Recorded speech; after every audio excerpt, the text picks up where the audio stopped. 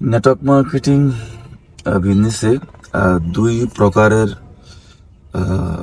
মানুষ ব্যর্থ হয়, মানে দুই ক্যারেক্টারের মানুষ এখানে ব্যর্থ হয়। আপনারা হয়তো ভাবছেন যে তারা কারা, আর সেটা আপনিও হতে পারেন। প্রথম প্রকারটা হচ্ছে, প্রথম যে ধরনের মানুষটা ব্যর্থ হয় সেটা হচ্ছে সে প্রচুর প্রশিক্ষণ নেয়, প্রচুর ট্রেনিং করে, কিন্তু কাজ করে না।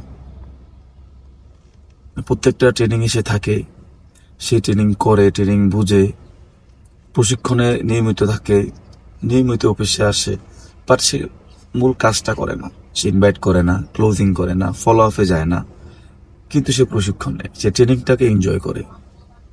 আমার প্রশ্ন, এভাবে যদি ট্রেনিংটাকে আপনি এনজয় করতে থাকেন, কত বছর পরে আপনি সফল হবেন? যদি আপনি কাজ না করেন, তাহলে বুঝতে হবে আপনি যে কাজটা করবেন, এই কাজটা করার জন্যই কিন্তু আপনি প্রশিক্ষণ নিচ্ছেন। যদি কাজে না করবেন তাহলে প্রশিক্ষণ নেওয়ার কোনো প্রয়োজন নাই, কারণ কাজের জন্যই কিন্তু প্রশিক্ষণ। তার মানে যারা এই ক্যাটাগরির মধ্যে আছেন, তা আমি বলবো যে আপনি পরিবর্তন হতে হবে।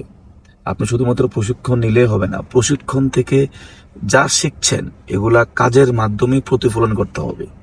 তাহলে আপনি নিজেকে নেটওয়ার্ক মার্কেটিংয়ে সাকসেসফুল করতে পারবেন। এখন আপনারা হয়তো ভাবছেন দ্বিতীয় ক্যাটাগরি কারা আছে। তারা হচ্ছে প্রচুর কাজ করে কিন্তু ট্রেনিং করে না বা প্রশিক্ষণ নেয় না। মানে তারা বলতেছে আমার ট্রেনিং করার সময় নাই, আমি কাজে ব্যস্ত। দেখা যায় ওরা কাজ করতে করতে প্রচুর পরিশ্রম করে, কিন্তু দিন শেষে বা মাস শেষে ওদের কাজের রেজাল্ট তৈরি হয় না। এভাবে তারা এখন কাজ করতে করতে একটা সময় 6 মাস, 3 মাস বা 2 মাস কাজ করে, তখন রেজাল্ট তৈরি হয় না। ফাইনালি তারা হতাশ হয়ে যায়। তখন তারা মনে করে এই কাজটা তার জন্য নয়।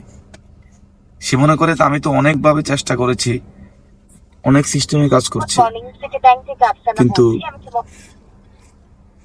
কিন্তু আমার তো রেজাল্ট আসে না, তার মানে আমি মনে হয় সফল হব না।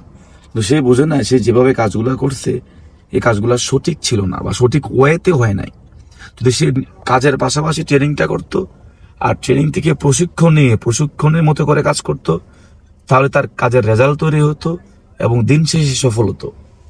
ফাইনালি কথা হচ্ছে, তার মানে আমরা এখানে দুই শ্রেণীর মানুষ পাইলাম। এক শ্রেণীর মানুষ হচ্ছে কাজ করে কিন্তু প্রশিক্ষণ করে না, আরেক শ্রেণীর মানুষ হচ্ছে প্রশিক্ষণ নেয় কিন্তু কাজ করে না।